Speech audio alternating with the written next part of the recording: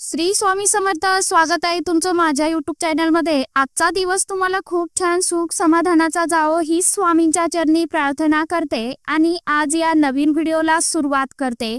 तर बघा मित्रमैत्रिणींनो, आज आहे 26 फेब्रुवारी आणि वार बुधवार. तर आजच्या दिवशी आलेली आहे महाशिवरात्री. तर आता महाशिवरात्री आपल्याला केव्हा साजरी करायची आहे, तर महाशिवरात्री तिथी ही सकाळी 11:08 सुरू होईल आणि 27 फेब्रुवारी रोजी सकाळी 8 वाजता समाप्त होणार आहे. म्हणून आपल्याला 26 फेब्रुवारी रोजी महाशिवरात्री तिथी ही साजरी करायची आहे. ही रात्र भगवान शंकर आणि माता पार्वतीच्या विवाहाची रात्र म्हणून ओळखली जाते. या दिवशी शिवतत्व हे अत्यंत खूप मोठ्या प्रमाणामध्ये पृथ्वीवरती कार्यरत असतात.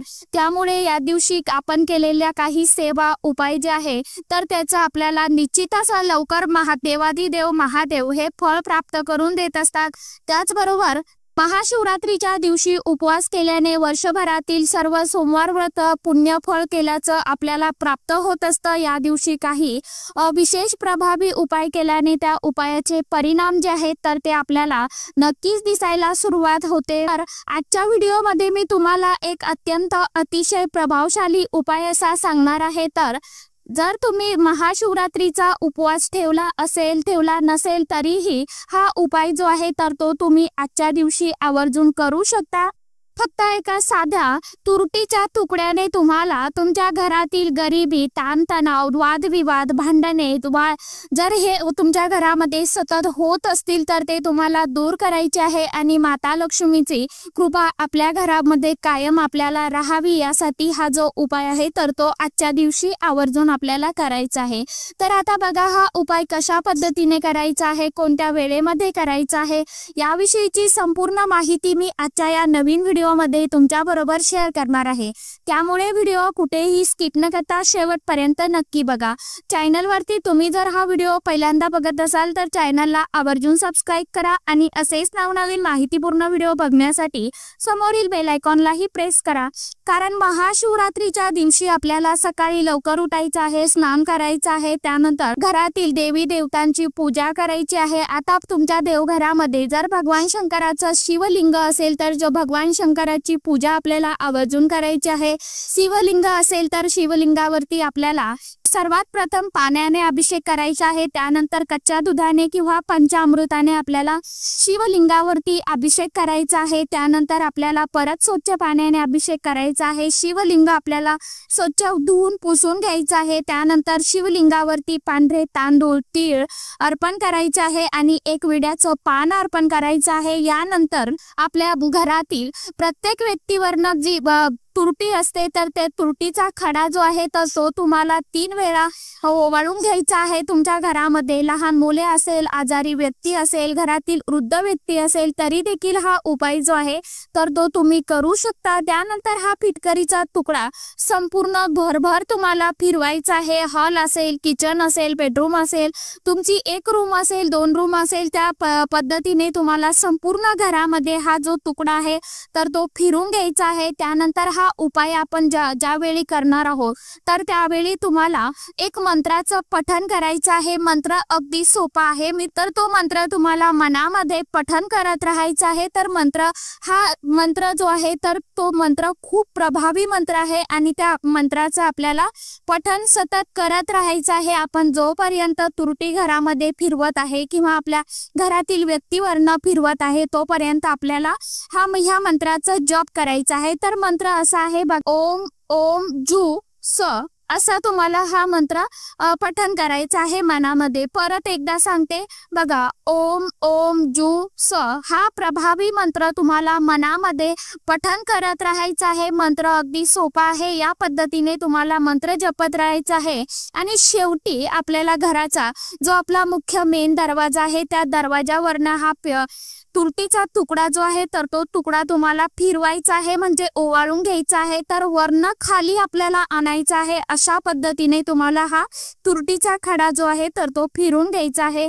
त्यानंतर आपल्या जवळपास कुठे शिव मंदिर असेल, म्हणजे देवादिदेव महादेवांचं मंदिर असेल, आता एखादं बेलाचं झाड असेल, तिथे शिवलिंग स्थापन केलेलं असेल, तर त्या शिव मंदिरामध्ये आपल्याला जायचं आहे आणि शिव मंदिरातील शिवलिंगावरती आपल्याला हा तुरटीचा जो खडा आहे तर तो शिवलिंगावरती अर्पण करायचा आहे. आता जर तुम्हाला हा उपाय कोण करू शकतं, तर आता जर घरामध्ये तुम्हाला सुतक असेल तर हा उपाय करू नका, पिरियड्स असेल तर करू नका, तुमच्या घरामध्ये जर दुसरी कोणी व्यक्ती असेल तर त्यांनी हा उपाय केला तरी चालेल. फक्त सुतक असेल तर कुणालाही हा उपाय करता येणार नाही. परंतु घरामध्ये जर आता एखाद्या स्त्रीला पिरियड्स असेल तर तिने करू नका. बाकी इतर घरातील पावित्र्य सांभाळून कोणतीही व्यक्ती हा उपाय करू शकता. त्याचबरोबर आता हा उपाय केल्याने काय आपल्याला लाभ होत असतात बघा. आपल्या घरामध्ये जो काही वास्तुदोष पितृदोष आहे, घरातील सर्व प्रकारची आपल्या घरामध्ये जी काही निगेटिव्हिटी असते, नकारात्मक ऊर्जा असते, तर ती संपून जाते. आणि हा उपाय जो आहे तर खरोखर अत्यंत प्रभावी उपाय आहे. यामुळे आपल्याला आर्थिक समृद्धी, मानसिक शांती मिळत असते. जर शक्य असेल तर दोन्ही उपाय करा, किंवा त्यापैकी एक जरी तुम्ही हा उपाय केला तरी देखील तुम्हाला ह्या उपायांचा फायदा जो आहे तर तो होणारच आहे. तर मग तुम्हाला आजच्या दिवशी हा उपाय आता तुम्हाला कोणत्या वेळेमध्ये करायचा आहे, कशा पद्धतीने करायचा आहे हे मी तुम्हाला सांगितलेलंच आहे. परंतु आता ज्यांना शक्य होईल त्यांनी आज दिवसभरामध्ये कधीही करा. ज्यांना नाही दिवसभरामध्ये करणे शक्य झालं त्यांनी सायंकाळी 12 वाजेपर्यंत तुम्ही हा जो उपाय आहे तर हा उपाय तुम्ही करू शकता. कारण मी आता महाशिवरात्रीचे बरेचसे असे व्हिडिओ आपल्या चॅनलवरती उपायांचे शेअर केलेले आहे. ज्यांनी बघितले नसेल त्यांनी आवर्जून बघा आणि एक तरी उपाय आजच्या दिवशी करण्याचा प्रयत्न करा.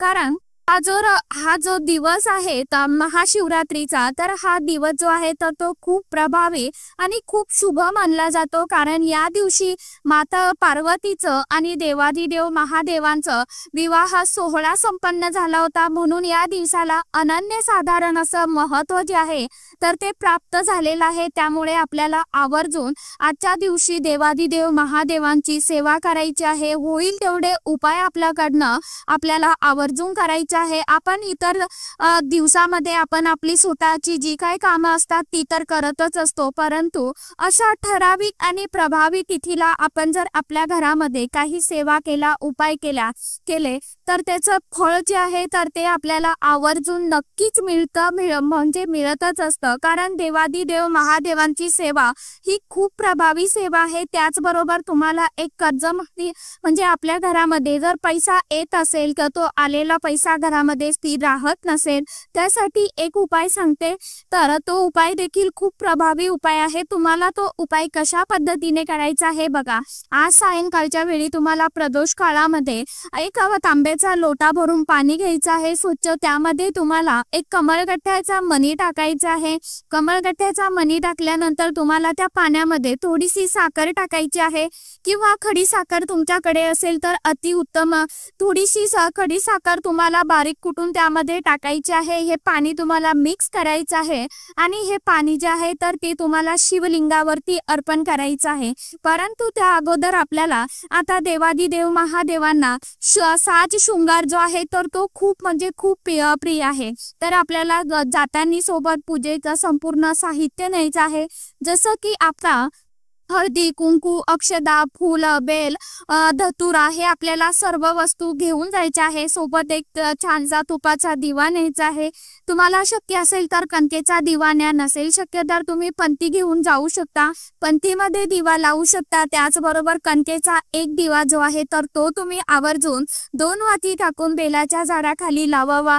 त्यामुळे आपल्या घरामध्ये माता लक्ष्मीचं आगमन होतं. आलेला पैसा जो आहे तर तो अखंड स्वरूपामध्ये स्थिर राहायला सुरुवात होते।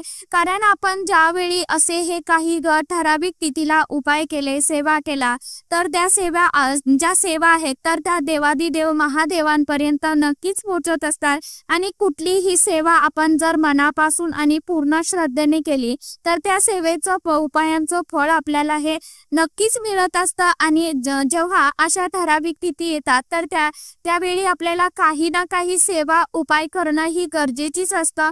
कारण आता आपलं आयुष्य म्हटल्यानंतर सुख दुःख हे आयुष्यामध्ये येणारच आहे। आपल्याला जी काही सुख दुःख आहे त्या लढाया आपल्याला लढायच्याच असतात। परंतु आपण ज्यावेळी अशा सेवा उपाय करतो, देवाची आराधना करतो, उपासना करतो, तर त्यावेळी आपलं जे काय प्रारब्ध असतं, आपलं नशिबामध्ये जे काही जास्त कष्ट लिहिलेले असतात तर ते सेवेमुळे किंवा उपायामुळे ते थोडेफार कमी होतात। आणि आपल्या आयुष्यामध्ये अगदी काहीच दिवसामध्ये आपल्याला सुख हे नक्कीच अनुभवायला मिळत असतं। आता ज्यांना कोणताच उपाय करणे शक्य नाही त्यांनी आजच्या दिवशी किमान शिवलिंगाचं दर्शन घ्या। जिथे कुठे शिवलिंग असेल, मंदिर असेल तर निदान महादेवाच्या मंदिराच्या कळसाचं दर्शन घ्या। 3 वेळा टाळी वाजवा, तुमच्या मनातली इच्छा बोला, बघा तुम्हाला काही अनुभव हा नक्कीच येईल। महादेवाच्या मंदिरामध्ये जाऊन तुम्ही आवर्जून पूजा करा। 1 लोटा पाणी, साधं पाणी तुम्ही नुसतं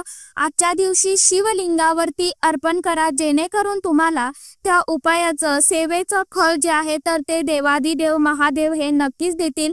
कारण आजच्या दिवशी पृथ्वी तलावरती शिवतत्व हे कितीतरी अधिक पटीने, सहस्रपटीने पृथ्वीवरती कार्यरत असतात। आणि देवादिदेव महादेव हे भोळे आहेत परंतु ते तितकेच कडकही आहे। कारण त्यांना आपण आता काही वेळा ज्या सेवा करतो, उपाय करतो तर आपल्याकडनं चुकी होते, आपण उलटसुलट पूजा करतो किंवा उपाय करतो, तर आपल्याला काही वेळा आपण पूजा करताना, सेवा करताना आपल्याला काळजीपूर्वक सेवा करायची आहे, लक्ष देऊन करायची आहे। अशा साध्या आणि सोप्या पद्धतीने तुम्हाला आजच्या दिवशी होईल तेवढे उपाय करण्याचा, सेवा करण्याचा प्रयत्न करा।